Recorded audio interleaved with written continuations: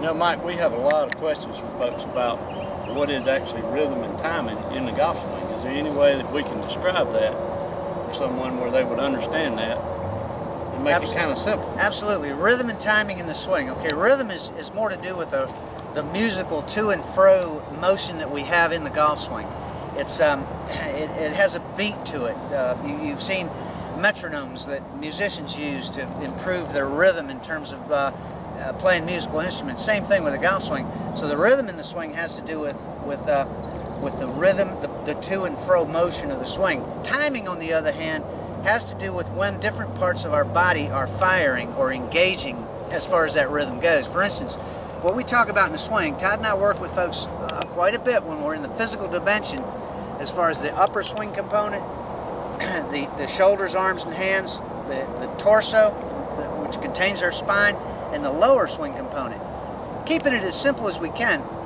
When we talk about timing in the swing, what we're talking about here is after having set the angle that we've talked about and gotten to the top of the swing, when we go from the ready position to the set position, in other words, the go move involves a timing sequence, and that is, as we start that downswing, folks, you're going to feel an initiation of that downswing movement happening from the lower body.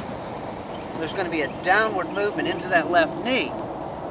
If we don't have the correct sequence, we're going to maybe start the swing from the top, which creates an over-the-top movement. So the downswing movement, as far as timing goes, is going to be a sequencing of lower, then the torso engages, then it brings the angle down farther, and then we get down here toward the bottom of the swing, and hopefully we'll get that release action we talked about. Well, I think it's everything that we do in life involves some sort of sequence, and I think what Mike's talking about is very important. If you're going to start your car, there's a certain sequence you have to go through to make that work. If we're going to swing a golf club, there's something that has to initiate the rest of the movement. Right. And so it's really important. I think if we understand what the sequence is and how to better practice that sequence. Right. Todd and I, oftentimes, Todd helps me a lot with my swing when it gets off, and invariably we end up going back to the timing of movement. I get a little bit quick from the bottom, and legs get out from underneath me, and so you do need someone who's skilled at understanding a golf swing from that standpoint to help you out with the understanding of what timing is in a golf swing. Agreed.